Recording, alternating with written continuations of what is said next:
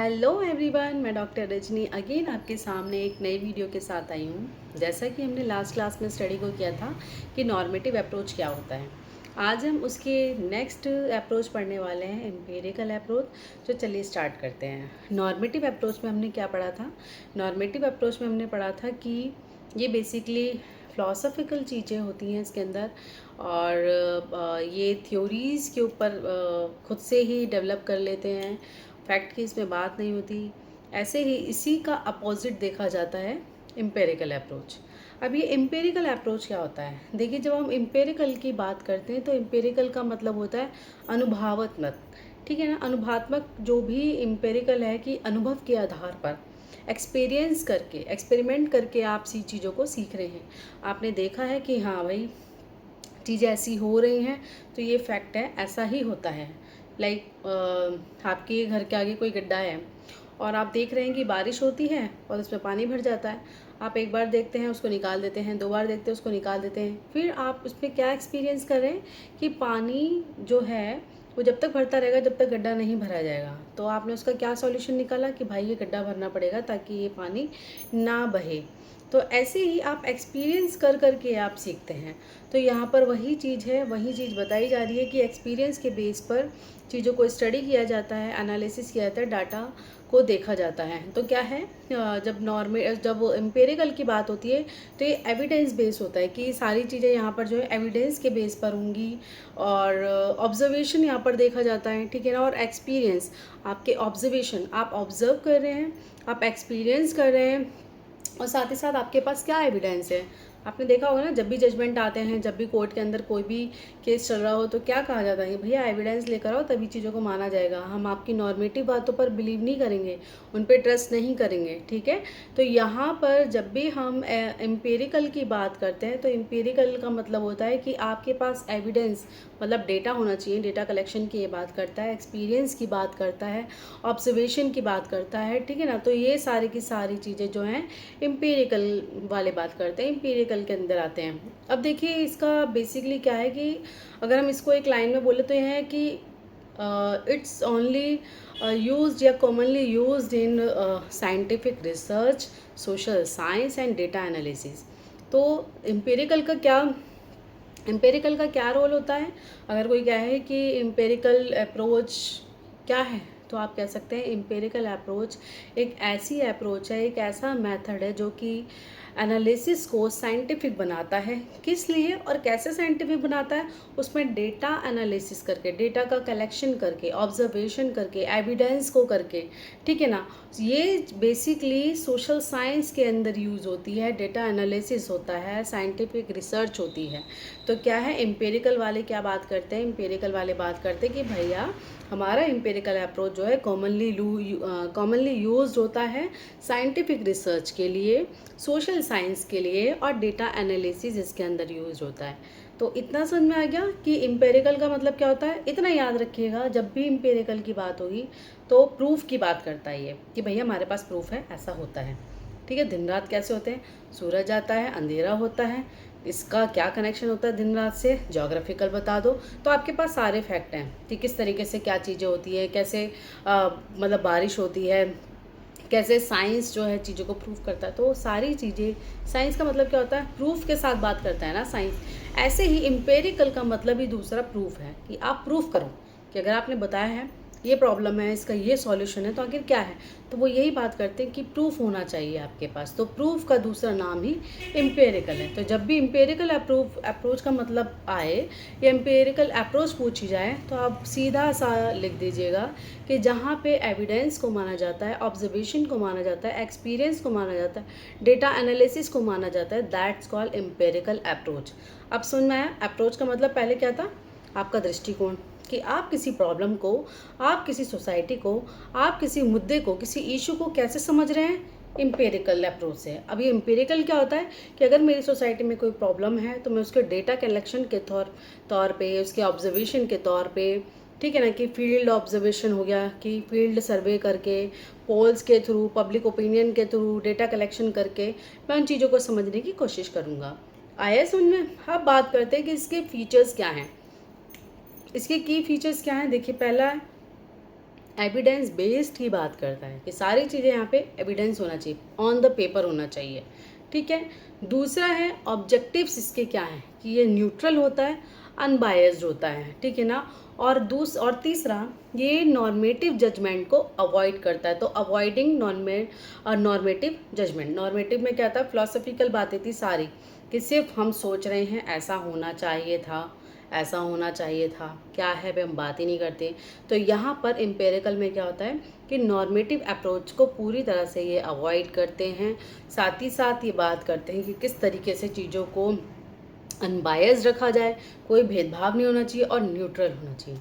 तीसरा आता है ये साइंटिफिक मेथड ये प्रोवाइड करता है, जैसे कि साइंटिफिक कैसे हो जाएंगे, कोई भी चीज़ है केस स्टडी हो जाएगी, ठीक है ना, सर्वे करके, एक्सपेरिमेंट्स करके, इन सारी चीज़ों के थ्रू जो है इसको साइंटिफिक बनाया जाता है, एम्पिरिकल साइंटिफिक होता है, ठीक है। और उसके बाद है ये सारी चीज़ें करने के बाद ये कंपैरेटिव और जनरलाइजेशन भी करता है कि ये ऐसा है, ये ऐसा है, तो ये ऐसा है भाई, ठीक है ना। अगर आपने नॉर्मेटिव पढ़ा है और आप फिर उसके बाद उसको एक्सपीरियंस करके देख रहे हैं, उसका जनरलाइजेशन कर रहे हैं, उसका एनालिसिस कर रहे हैं डेटा कलेक्शन के बाद, तब आप कहेंगे कि भाई नॉर्मेटिव के अंदर तो कुछ और ही कह रहा था, पर एक्सपीरियंस के तौर पे तो ऐसा होता नहीं है, ठीक है ना। अब नॉर्मेटिव में अगर आप बात करें कि जितने भी केसेस आए हैं, जो आजकल जिस तरह का माहौल चल रहा है, केसेस चल रहे हैं, लॉ क्या बनाया हुआ है, कितना लॉ इम्प्लीमेंट हुआ है, मतलब पेपर्स में वो चीज़ें दे रखी हैं, इम्प्लीमेंट वो कितनी हो रही हैं, क्या वो प्रैक्टिस के अंदर हैं, क्या वो एक्सपेरिमेंट जो हम देख रहे हैं, एक्सपीरियंस कर रहे हैं, एक्सपेरिमेंट में देखा जा रहा है,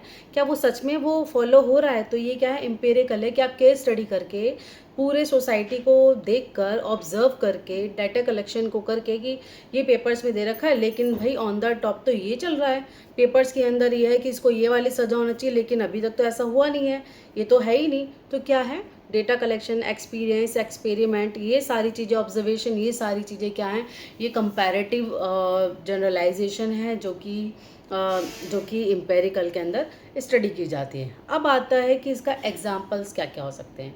देखिए एम्पेरिकल के अंदर अगर हम एग्जाम्पल की बात करें तो सबसे पहला आता है वोटिंग बिहेवियर स्टडीज़ करके, कि आप वोटिंग बिहेवियर देखते हैं, आप देखते हैं ना कि हाँ चीज़ें चल रही हैं और किसी एक पार्टी का नाम चले जा रहा है कि हाँ भैया ये पार्टी ही आएगी, लेकिन क्या होता है, किस तरीके से इन्फ्लुएंस होती है चीज़ें, किस तरीके से प्रभावित होती हैं कि एकदम से तख्ता पलट हो जाता है, पार्टी नाम कुछ और होता है, काम कुछ और होता है, ठीक है, नाम कोई और लेता है और पार्टी आती कोई और है। तो यही है कि वोटिंग बिहेवियर देखी जाती है, वोटिंग बिहेवियर का स्टडीज़ देखा जाता है कि किस तरीके से चीज़ें एनालाइज की जाती हैं, डेटा क्या कहता है, पब्लिक ओपिनियन क्या कहती है, पब्लिक पॉलिसी क्या कहती है, पॉलिसी जो आ रही हैं उनको एनालाइज करना, ये भी इसका एक एग्जांपल है, पॉलिसी को स्टडी करना, कंपैरेटिव पॉलिटिक्स को स्टडी करना, ठीक है ना, ये सारे के सारे इसके एग्जांपल हैं। अब बात करते हैं कि आखिर एम्पेरिकल अप्रोच इम्पॉर्टेंट क्यों है।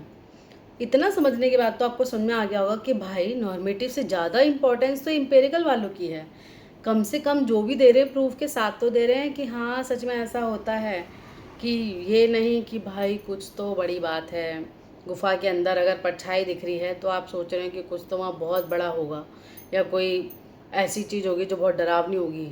ये नहीं पता कि प्लेटो ने उसके पीछे क्या बताया था, कि वहाँ से हो सकता है कि कोई एक नई रोशनी आ रही है और जो आपको एक नया डायरेक्शन दे रही है, आपका दिमाग चारों तरफ से खोल रही है कि नहीं, इस गुफा और इस अंधेरे के अलावा भी एक दूसरी दुनिया है, ठीक है। तो ऐसे ही अगर इसकी इम्पोर्टेंस की बात करें तो सबसे पहला इसका इम्पोर्टेंस है कि ये साइंटिफिक आइडियाज़ को प्रोवाइड करता है, साइंटिफिक बेसिस है, साइंस के ऊपर सारी चीज़ें हैं। तो इसकी जितनी भी रिसर्च होगी, जितना भी ऑब्जर्वेशन होगा, जितने भी एविडेंस होंगे, वो बेस्ड ऑन दी साइंस होंगे। ओके, सेकंड हम बात करते हैं, सेकंड है ये पॉलिसी डिसीजन की बात करता है, पॉलिसीज़ को लेकर आता है और जो पॉलिसीज़ होंगे उन सारी चीज़ों को डिसाइड करके उनको इन्फॉर्म करता है। तो इन्फॉर्मेशन अबाउट पॉलिसी डिसीजन। और थर्ड ये बात करता है थ्योरीज़ की, ये कोशिश करता है थ्योरीज़ को डेवलप करने की।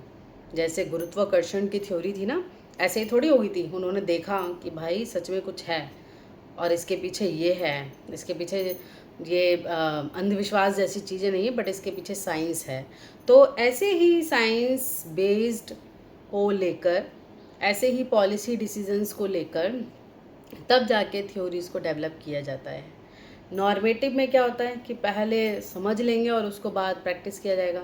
यहाँ पे पहले प्रैक्टिस किया जाता है, उसके बाद उसको देखा जाता है कि हाँ यहाँ पे ये चीज़ें हैं। इतना समझ में आया। अब बात करते हैं कंपैरिजन की। तो कंपैरिजन करना तो अब आसान हो गया होगा, होपफुली आपको नॉर्मेटिव समझ में आ गया होगा।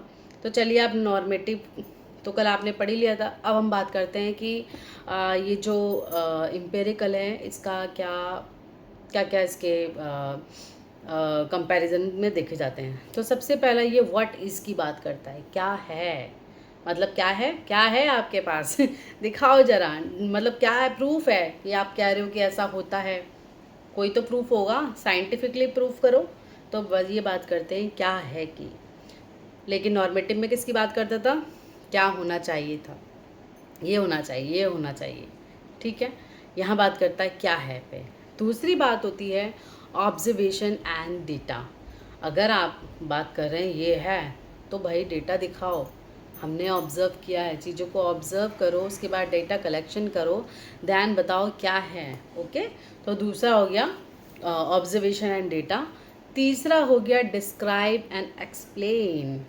ये सिर्फ मतलब हवा में बातें नहीं करते, ये डिस्क्राइब भी करते हैं और एक्सप्लेन भी करते हैं। बताया था ना कि थ्योरीज़ को डेवलप करना, तो यहाँ पे ये डिस्क्राइब करते हैं, एक्सप्लेन करते हैं, दैन करते हैं डेवलप द थ्योरी। ओके, तो तीसरा क्या हो गया, एक्सप्लेन एंड डिस्क्राइब। और चौथा एग्जाम्पल में देख लेते हैं। ये इस टाइप की चीज़ें करते हैं कि आखिर अगर कोई चीज़ नहीं हो पा रही है या किसी चीज़ का रिजल्ट नहीं आ पा रहा है तो आखिर उसके पीछे का रीज़न क्या है। Like example, why do some democracies fail, क्यों कई जगह पर डेमोक्रेसी क्यों फेल हो जाती है। क्या भारत में डेमोक्रेसी फेल हुई है, या किसी अदर स्टेट में या किसी अदर कंट्री में डेमोक्रेसी फेल हुई है, अगर फेल हुई है तो क्यों हुई है।